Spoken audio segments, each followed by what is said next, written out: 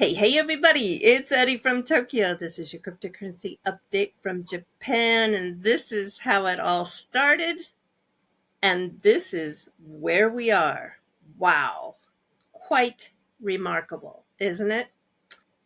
Even with that USS Constitution as a backdrop, the three-masted wooden-hulled heavy frigate of the United States Navy, yeah, she's the world's oldest commissioned naval warship and still afloat. Can you believe that? Constructed in 1785, she earned her nickname, Old Ironsides. And for the riddlers in this XRP community, this has been a huge bonus. This administration is putting America first.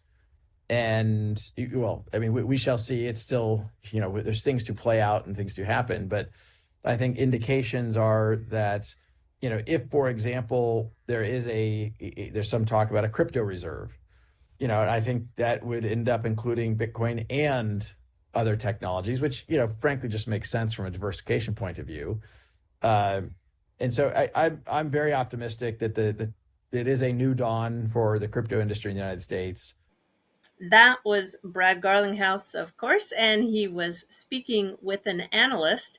And I think a lot of people are confused. We've got somebody in the community who's very confused in terms of what is a reserve currency and what is a strategic reserve. Just because it's got the word reserve in it, let me tell you, if the US government were to integrate Bitcoin reserves along with a potential assortment of other crypto assets, that's really exciting, into its financial strategy, these assets would not assume the role of a traditional reserve currency, even if the scenario were such reserves are utilized to pay down the national debt.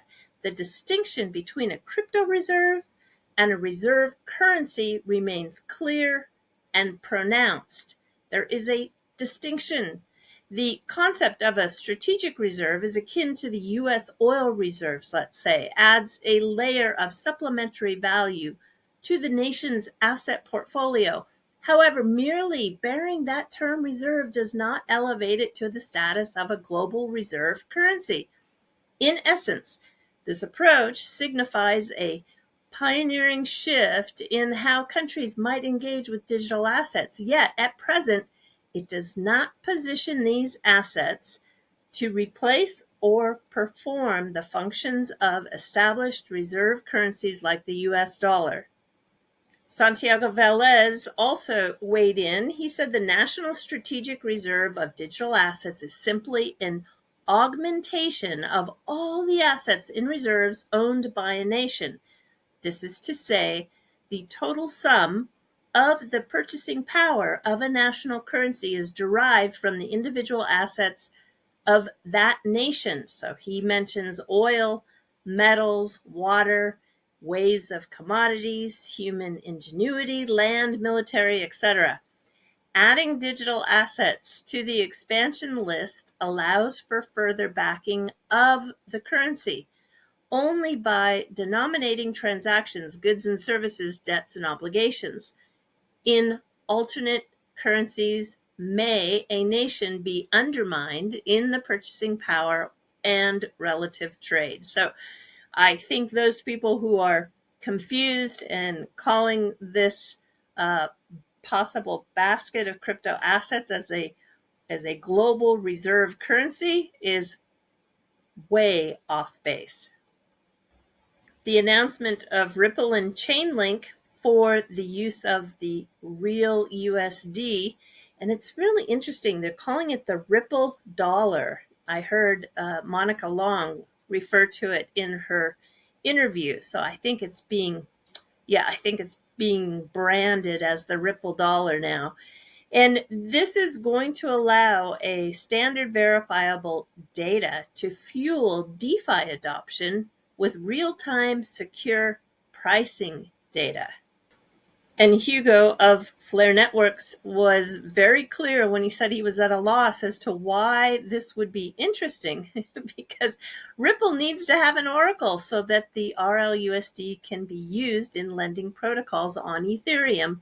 Flare doesn't provide oracles to other networks yet. So everybody who was um, maybe feeling like Ripple should have chosen the Oracle that Flare has, well, they don't actually offer that as a service, at least not yet. It may come in the future, but according to Hugo here, he says that there are bigger opportunities to pursue, and the first and foremost is F assets and also native staking for XRP and Bitcoin, just to name two. And there was another post within an hour or two, and I am most interested in this one.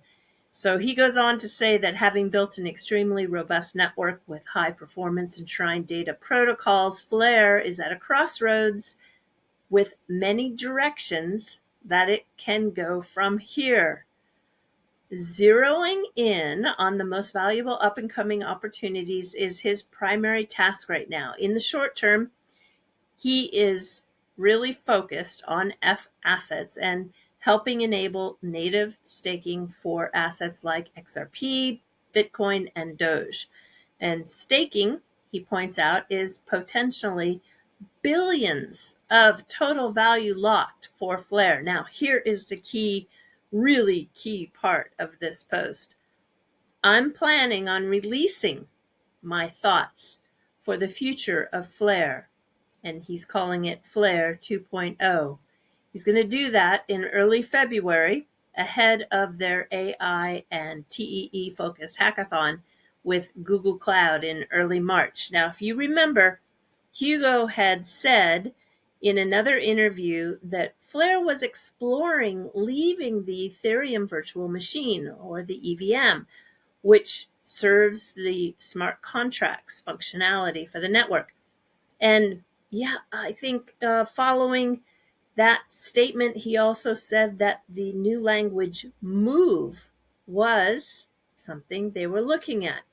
And Move, the language, was developed by the Facebook Diem project team members, and it's currently used by Sui, Aptos, and a few others.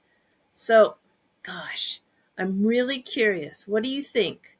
Is Flare going to migrate to Move? And the trading volume activity with the RLUSD and the USDC on the bullish exchange. Do you remember a couple of days ago that there was just this kind of crazy happening in their order book where just one after another $1 trade was happening? Well, I made some inquiries, and I did so with people who I thought would have an opinion on what was going on here.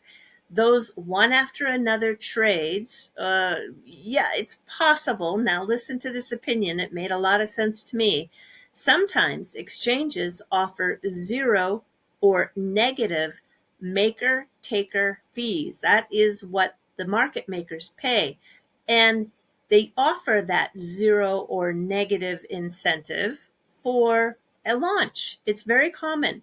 So the market makers will trade in a way that looks very similar to a wash trade, but really what they're doing is just capturing profits from the negative fees. Now, again, we don't have confirmation that this was happening, but it makes a lot of sense. It was somebody's opinion, and I would say that chances are this is the answer. And jumping back to staking for the XRP community, there is liquid staking coming as a new DeFi offering, and it's coming from Gidden Labs, which is also the maker of the Gidden wallet.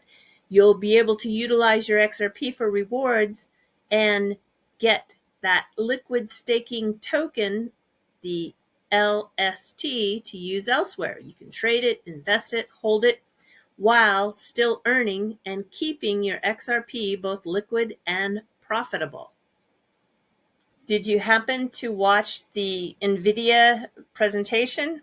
at the CES 2025. All I can tell you is don't miss it. I know it's long, but find the time to watch it. It is, well, it'll leave you speechless. And now I've got a very interesting clip for you. This is an interview of somebody who's building on the XRP ledger and is doing so with a very unique business model with AI agents in mind. I would say give this a view because you're going to see that the use of the XRP ledger is really becoming quite interesting with the use of AI. All right, everybody, do take care. Sayonara for now. Bye bye. How do we use AI to improve existing blockchains? The really big opportunity for me when I looked at an existing blockchain that had like a huge market cap um, was XRP, because it's kind of like this older model that's a really all in bet on one use case, like transaction banking. Like a lot of people, the tokenomics of XRP are pretty wild. Like 80% goes to one centralized entity, and there's the XRPL Foundation. By the way, I've been long XRP for a long time, so it's like I'm not saying this to disparage them. It's like the oldest. It's like an old school protocol. It has uptime of like a decade, and at the end of the day, crypto is for storing money, and you don't want to lose your money. And at the end of the day, like it's a very very reliable consensus mechanism. So I don't want to disparage them, but there's like a lot of opportunity to sort of be like, okay, how can we take this architecture that's like battle tested, it's fast, and make it something where it's used for artificial intelligence use cases, and we can actually use AI to make it more fair. So like a lot of people don't know this, but like XRP was originally designed to replace Swift. And Swift is like this international transfer system that has messages. So XRP isn't like other chains. Like it has like a bunch of plain English stuff with a lot of the transactions because it's just like Swift, right? And so because it's in plain English, it's actually ideal for large language models, right? Because like, essentially it's like it's by default a messaging system, right? Like that's like what the chain is built for. It's like sending messages with money attached to them. And so I was like, okay, like that's a cool, useful primitive. It's fast and reliable, but I don't want to bet this whole thing on transaction banking, right? Because that's probably not the future. The transaction bank is the part of the bank which is more associated with a lot of foreign currency transactions. So like that's like the big focus of XRP. But where I see like per the earlier part of this conversation, like the really exciting part of finance is actually AI application to finance, right? So I'm like, okay, like XRP is in the transaction bank and it's the number one finance coin. Like post fiat could be in the investment bank, right? It's the investment coin. It's still a finance coin. It still uses the XRP architecture, but it's separate. And then rather than basically making an all-in bet on just one entity, like, the reason why Ben is probably talking to you about post fiat is because we share, 55% of the network with nodes on the network. So nodes are people running AI agents that are basically securing the network. So people don't know this. Now I'm kind of going off, but people don't know this, but there are actually like three crypto consensus mechanisms, right? There's proof of work, there's proof of stake, and then there's like basically RPCA, which is XRP's consensus mechanism. There's no definition of stake, there's no definition of work. It's just like this unique node list. And the nodes on XRP, they're kind of altruists, right? Like they don't get paid at all, like not too much, or they kind of get like maybe they get like $1 million donations from like Ripple Labs or something, like for a university, or like maybe a guy is like really really active with XRP, and he's been a long-standing community member, so he's on the unique node list. But it's not like Solana where the validators have stake.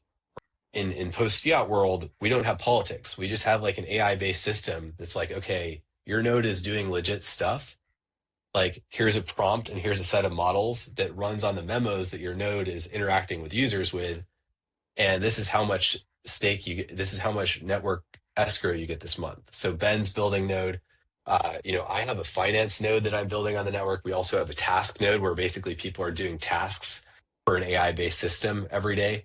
There's like one guy who's like building a church on the network. It's called the Accelerando Church Node. It's like it's pretty cool.